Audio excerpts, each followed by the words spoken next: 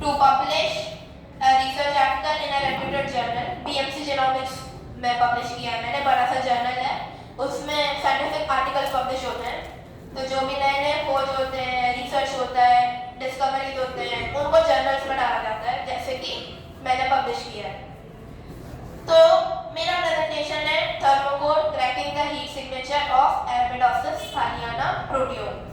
तो Arabidopsis thaliana क्या है? इट इज अ प्लांट, एक प्लांट है ये। Arabidopsis जीनस है, अलग अलग प्लांट्स रहते हैं Arabidopsis के। हमने एक को लिया Arabidopsis thaliana, ये एक मॉडल प्लांट है।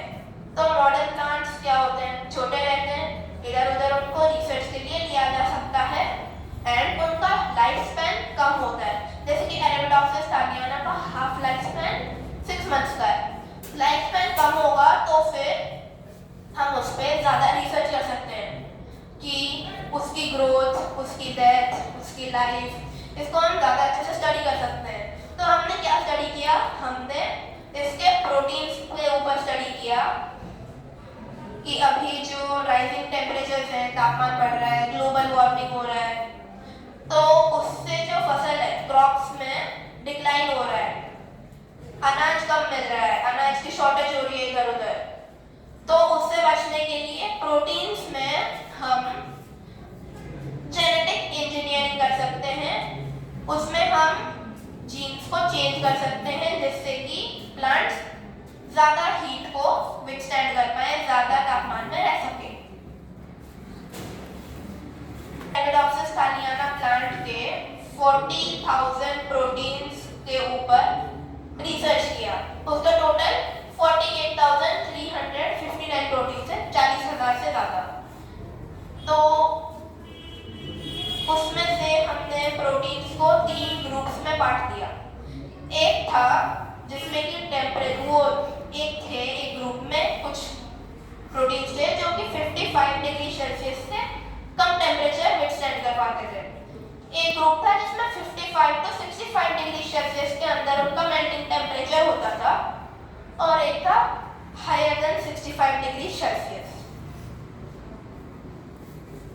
फिर हमने चेक किया कुछ रिलेशंस के बारे में कि जो मेल्टिंग टेम्परेचर है, मेल्टिंग टेम्परेचर को हम TM बोलेंगे क्योंकि वही हमने यूज किया है पूरे रिसर्च में। तो TM और प्रोटीन्स एमिनो एसिड से बने रहते हैं, तो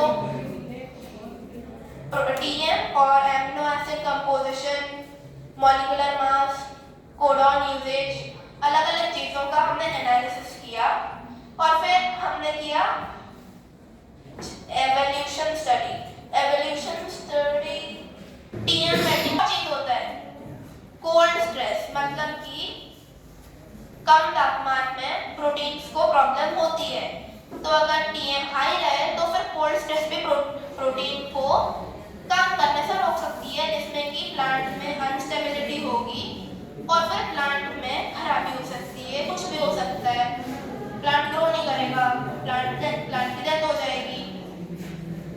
तो TM कोई ऐसा नंबर नहीं है जो आपने दे दिया, इट इज इन्फ्लुएंस, मतलब अलग अलग चीजें रहती हैं जैसे कि एमिनो एसिड कंपोजिशन, मॉलिक्यूलर मास मतलब वेट हो गया, और अलग चीजें हैं जो कि TM को इन्फ्लुएंस करती हैं, TM को सिग्निफाई करती हैं, ये सारी चीजें मिलके।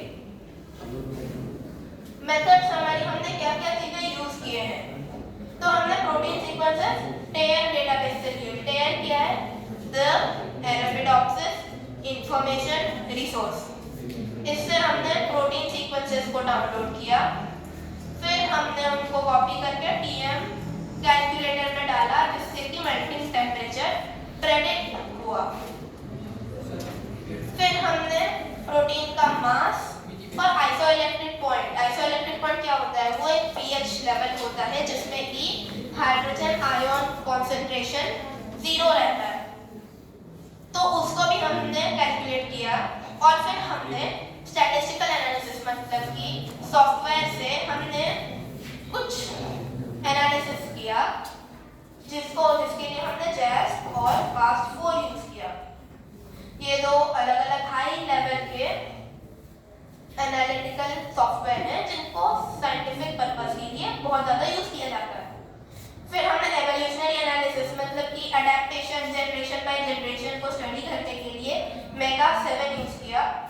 एक और प्लेटफॉर्म है जिससे कि फाइलोजेनेटिक ट्रीज बनते हैं, बाद में देखेंगे उसको। तो हाँ, TM distribution, TI thermal index, ये एक स्कोर था जो कि सिग्निफाई करता था कि प्रोटीन्स कितना ज़्यादा टेम्परेचर झेल रहे हैं। तो अगर टीआई का स्कोर नेगेटिव में रहा मतलब कि उसका मेल्टिंग टेम्परेचर 55 डिग्री सेल्सियस से कम है। अगर 0.1 से 0.9 के बीच में रहा मतलब कि उसका melting temperature 55 to 65 degree Celsius के बीच में है। और अगर टीआई 1 से ज़्यादा हुआ तो फिर उसका मेल्टिंग टेम्परेचर 65 डिग्री सेल्सियस से ज़्यादा है। तो इससे हमें मिला कि हमारा टीआई रेंज जो था वो -15.6008 से 9.605 तक था। 20 एसेंशियल नोन मतलब कि जिनका काम बहुत ज़्यादा है और उनके बारे में पता है, वैसे 20 एमिनो एसिड्स हैं जो कि प्रोटीन्स को बनाते हैं। एमिनो एसिड क्या होता है, सबको पता है? ग्लूटामीन, ये सारे अलग अलग एमिनो एसिड्स के बारे में हमने स्टडी किया और फिर हमने चेक किया कि कौन कौन से एमिनो एसिड्स हैं जो टीएम बढ़ने पे बढ़ रहे हैं, उनका काउंट बढ़ रहा है, और कौन कौन से ऐसे एमिनो एसिड्स हैं जिनका काउंट टीएम बढ़ने पे घट रहा है। तो फिर ये जो ग्रीन वाला है, ये जो ब्लू वाला बार है, वो लोअर देन 55 डिग्री सेल्सियस वाले ग्रुप का है। रेड वाला 55 to 65 डिग्री सेल्सियस वाले ग्रुप का है और ग्रीन वाला अबव 65 डिग्री सेल्सियस वाले ग्रुप का है। तो जैसे हम देख रहे हैं alanine, aspartic acid, glutamic acid, glycine, leucine and valine, ऐसे एमिनो एसिड्स में टीएम इंक्रीज होने पे उनका काउंट भी इंक्रीज हो रहा है, परसेंटेज इंक्रीज हो रहा है। पर कुछ एमिनो एसिड्स हैं जैसे कि सिस्टीन, हिस्टिडीन, मेथियोनिन और ट्रिप्टोफान एंड टायरोसिन, जो कि इंक्रीजिंग टीएम के साथ, टीएम जैसा बढ़ रहा है उसके साथ उनका परसेंटेज घट रहा है, जिससे कि पता चलता है कि एमिनो एसिड्स जैसे कि ट्रिप्टोफान, टायरोसिन, ये हीट स्टेबिलिटी को हिंडर करते हैं, मतलब कि ये हीट स्टेबिलिटी में प्रॉब्लम ला रहे हैं, इसलिए प्रोटीन्स इनको नहीं रख रहे हैं। रेंज आया वो 0.149 किलो डाल्टन से लेके 611.888 किलो डाल्टन तक था। और फिर जो हाईएस्ट एवरेज मॉलिक्यूलर वेट था वो हमें मिला 55 to 65 डिग्री सेल्सियस के ग्रुप में। मतलब कि इससे इतना पता चलता है कि जो मॉडरेटली स्टेबल प्रोटीन्स हैं उनका वेट काफी ज्यादा है। और जो आइसोइलेक्टेड पॉइंट पीआई का रेंज था वो 2.753 से 12.749 तक का था। फिर ये बार ग्राफ से हमें पता चलता है molecular mass by kilo Dalton and isoelectric point Pi the average according to the different TM groups। और ये जो ऊपर का बार है ये वेरिएशन बताता है, मतलब कि कितने का वेरिएशन हो रहा है।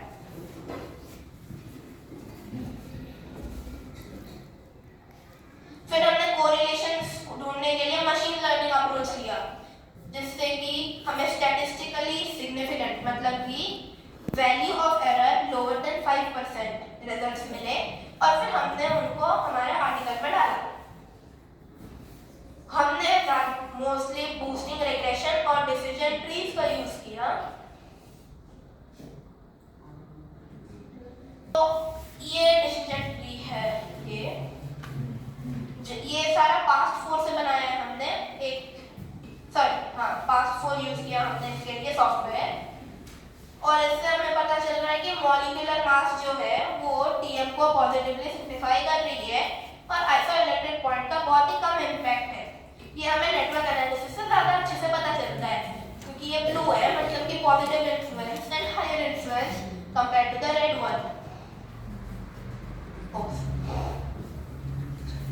इंटीग्रेशन किया जिसमें हमने 30,950 का प्रोटीन्स का ट्रेनिंग का सेट लिया, वैलिडेट किया हमने 7,738 प्रोटीन्स को और 9,671 प्रोटीन्स को हमने टेस्ट किया, जिससे हमें रिलेटिव इन्फ्लुएंस मिला और हमें पता चला कि किलोडाल्टन जो मॉलिक्यूलर मास है उसका इन्फ्लुएंस टीएम पे ज़्यादा है compare to PI isoelectric polymer.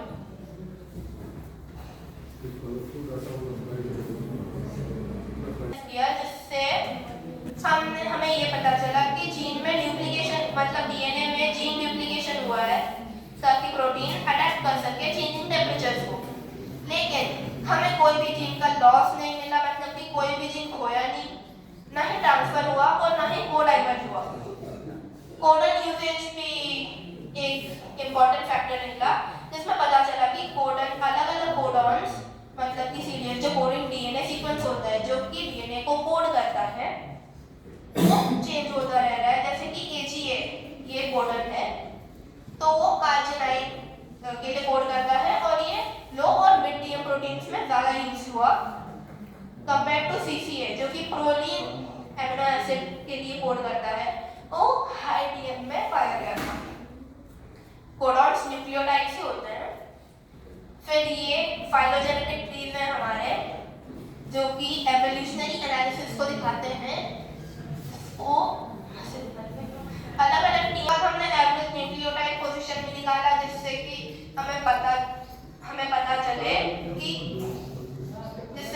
चले कि कौन से कोडॉन यूज होने पे प्रोटीन्स ज़्यादा हीट विथस्टैंड कर पा रहे हैं। कंक्लूजन में हमें क्या क्या पता चला? हमें पता चला कि टीएम जो मेल्टिंग टेम्परेचर है ये बहुत इंपॉर्टेंट फैक्टर है जो कि प्रोटीन स्टेबिलिटी को इन्फ्लुएंस करती है। जो हाई टीएम प्रोटीन है मतलब कि जिसका मेल्टिंग टेम्परेचर काफ़ी हाई है वो बहुत अच्छे टारगेट्स हैं स्ट्रेस रेजिस्टेंट क्रॉप्स बनाने के लिए, एग्रीकल्चरल प्रोडक्टिविटी के लिए। उनके ऊपर और रिसर्च किया जा सकता है, एक्सपेरिमेंटल वैलिडेशन किया जा सकता है। कोडॉन यूजेज और जीन ड्यूप्लीकेशन ये दो बहुत इंपॉर्टेंट फैक्टर्स लगे हमें जो कि प्रोटीन को अडैप्ट कर रहे हैं बाय जनरेशन टू जनरेशन। ये जो डेटा हमने निकाला इसको फिर हम एक्सपेरिमेंटली वैलिडेट भी कर सकते हैं by growing the crops in closed environments, in open environments, हर जगह पे स्ट्रेस अडैप्टिव प्लांट्स की।